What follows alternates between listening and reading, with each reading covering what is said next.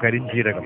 ബുഖാരി, മുസ്ലിം, Tirmidhi, Ibnu Majah, Ahmad തുടങ്ങി എല്ലാ ഹദീസ് പണ്ഡിതന്മാരും ഉദ്ധരിച്ചിട്ടുള്ള നിരവധി ഹദീസുകൾ ഇതിന്റെ ഔഷധ ഗുണം വ്യക്തമാക്കുന്നുണ്ട്.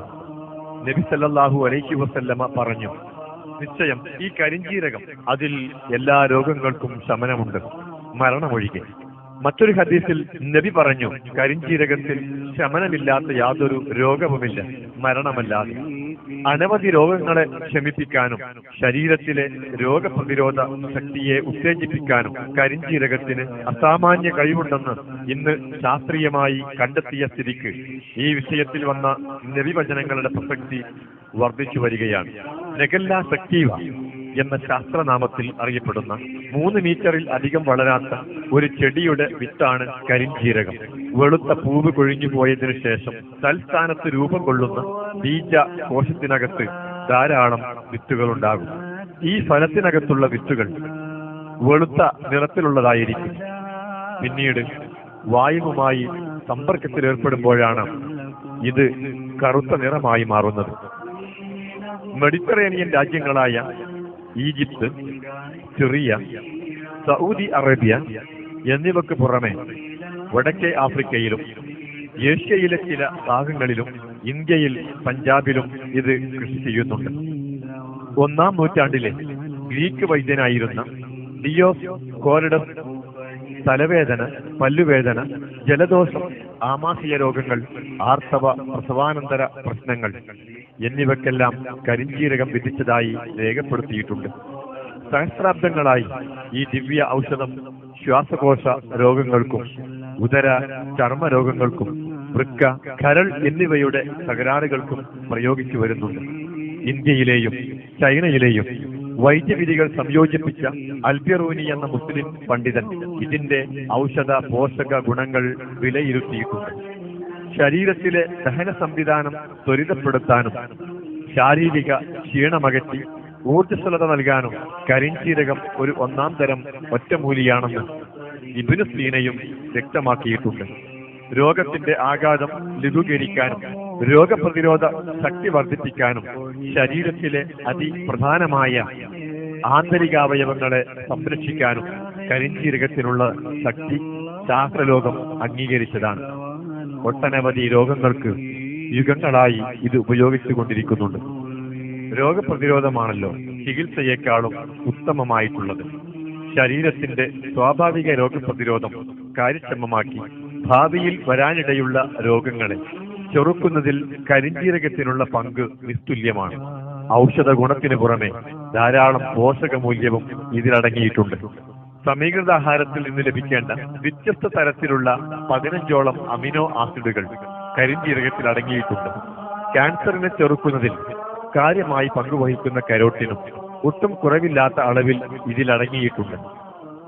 അതിനു പുറമെ കാൽസ്യം, ഇരുമ്പ്, സോഡിയം, പൊട്ടാസ്യം എന്നിവയും ശരീരത്തിന്റെ ദൈനംദിന പ്രവർത്തനങ്ങൾക്ക് അത്യാവശ്യമായ പല എൻസൈമുകളും ഇതിലടങ്ങിയിട്ടുണ്ട്.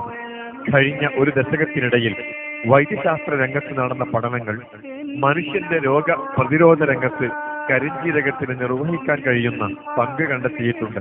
സ്വയം സന്നദ്ധരായ ഒരു സംഘം രോഗികളിൽ നടത്തിയ പഠനത്തിൽ കരിഞ്ജീരകം കഴിച്ചവരുടെ പ്രതിരോധ കോശങ്ങളിൽ ഗണ്യമായ വർധനവ് കാണുകയുണ്ടായി. ആർജിത പ്രതിരോധത്തിന്റെ അഭാവത്തിൽ സംഭവിക്കുന്ന എയ്ഡ്സ് പോലുള്ള രോഗങ്ങളുടെ ചികിത്സയിലും ഇതിന് പ്രധാന പങ്ക് വഹിക്കാനാകും. ഇക്കാര്യം സൗദിയിലെ കിങ് ഫൈസൽ യൂണിവേഴ്സിറ്റിയിലെ doctor Basil Ali Saudi pharmaceutical ജേർണലിൽ വ്യക്തമായി പറഞ്ഞിട്ടുണ്ട്.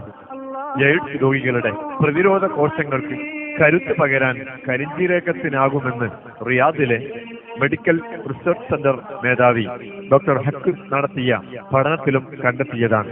അലർജിക്കും ആസ്തമയ്ക്കും മുഖ്യ ഹേതുവായി വർത്തിക്കുന്ന ഹിസ്റ്റാമൈൻ എന്ന വസ്തുവിനെ ചെറുക്കാൻ കരിഞ്ജീരക എണ്ണക്ക് അസാധാരണ കഴിവുണ്ടെന്ന് 1960 ഡോക്ടർ ബദറുദ്ദീൻ മഹ്ഫൂദ് സ്ഥിരീകരിച്ചിട്ടുണ്ട്. 1993 ഇന്ത്യൻ ഡോക്ടറായ നിർമ്മൽ ചക്രവർത്തിയും ഇക്കാര്യം വെളിപ്പെടുത്തി. അമല റിസർച്ച് സെന്ററിലെ ഡോക്ടർ ചക്രവർത്തി ക്യാൻസറിനെയും ട്യൂമറുകളെയും ചെറുക്കാനുള്ള കരിഞ്ജീരകത്തിന്റെ കഴിവ് പ്രത്യേകം ഊന്നി പറഞ്ഞിട്ടുണ്ട്. രോഗാണുക്കളെ നശിപ്പിക്കാനുള്ള കരിഞ്ജീരകത്തിന്റെ കഴിവ് ധാക്ക യൂണിവേഴ്സിറ്റിയിലെ ഡിപ്പാർട്ട്മെന്റ് ഓഫ് ഫാർമസിയിൽ നടത്തിയ പഠനവും തെളിയിച്ചതാണ്.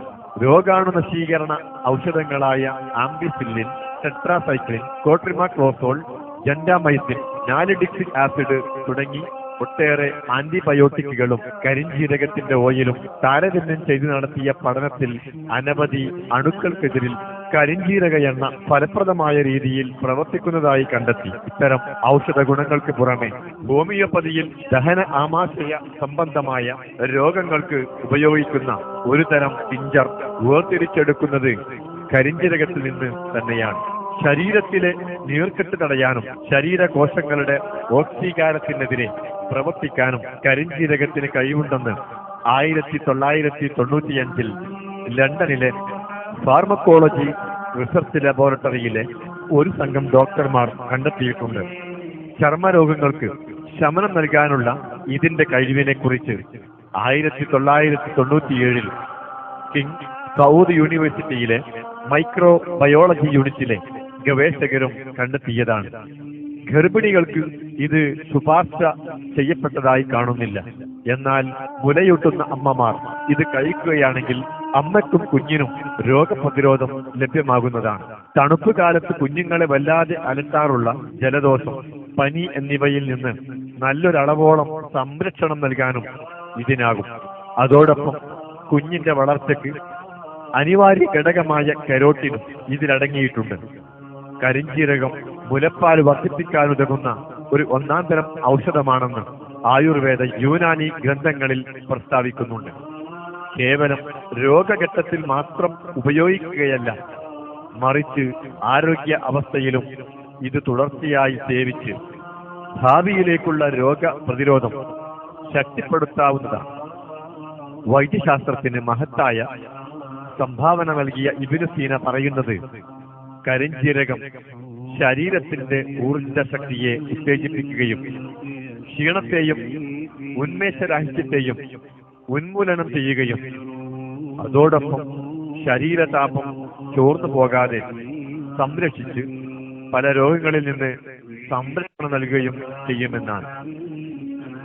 കരിഞ്ജീരകത്തിന്റെ എണ്ണ ആസ്മ, പ്രമേഹം, ഹൃദ്രോഗം, പോളിയോ, സന്ധിവേദന, ദഹനക്കേട്, നേത്രരോഗങ്ങൾ, ആർത്തവ ക്രമക്കേടുകൾ, മൂത്രാശയ രോഗങ്ങൾ, കുഷ്ഠം, ട്യൂമർ, നെഞ്ചുവേദന, രക്തസമ്മർദ്ദം, അർശസ്, മലബന്ധം, ചർമ്മരോഗങ്ങൾ, മൂത്രക്കല്ല്, അപസ്മാരം, ദന്തരോഗങ്ങൾ, വിളർച്ച, മഞ്ഞപ്പിത്തം, തൊണ്ടവേദന, മുടികൊഴിച്ചിൽ, ജലദോഷം, ചുമ, സോറിയാസിസ് തുടങ്ങി ഒട്ടനവധി രോഗങ്ങൾ ശമിപ്പിക്കാൻ കഴിവുണ്ട്.